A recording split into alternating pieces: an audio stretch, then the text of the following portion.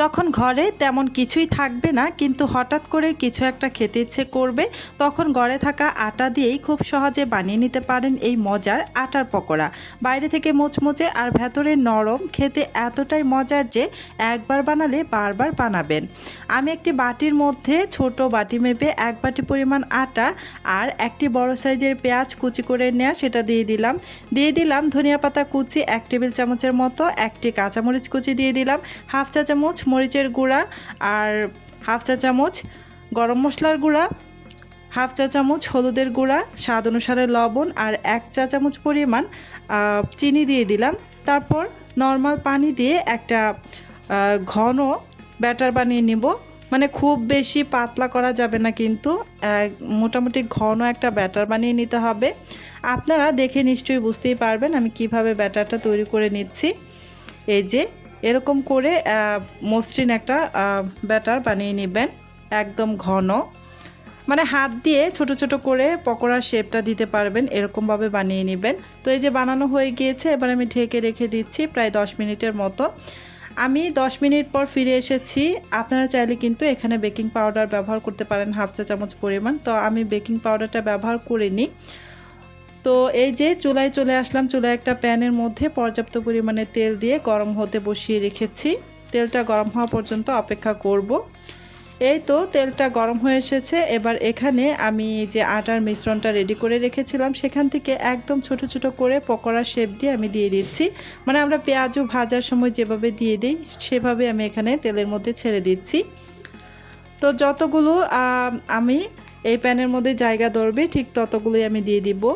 এটা একটা আরেকটার সাথে লেগে যায় না, তাই এই কাঁচা অবস্থায় কিন্তু একটা আরেকটার গায়ে লেগে গেলেও কোনো সমস্যা নেই, এটা খুব সহজে ছেড়ে যায়।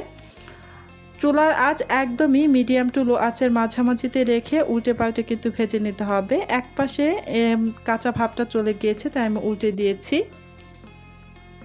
তো যারা যারা এখন পর্যন্ত আমার ভিডিওটা দেখতেছেন প্লিজ আমার ভিডিওতে একটা লাইক দিয়ে দিবেন যদি আমার ভিডিওটা আপনাদের কাছে ভালো লেগে থাকে।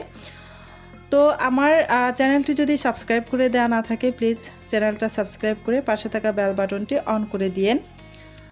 এতে করে যখন আমি নতুন নতুন রেসিপির ভিডিও আপলোড করব তখন সাথে সাথে আপনার ওখানে নোটিফিকেশন পৌঁছে যাবে।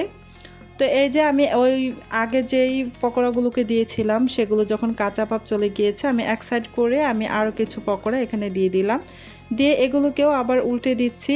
দুই পাশেই যখন কাঁচা ভাব চলে যাবে তখন আমি সবগুলো একসাথে নাড়াচাড়া করে সুন্দর একটা কালার আসা পর্যন্ত ভেজে নেব।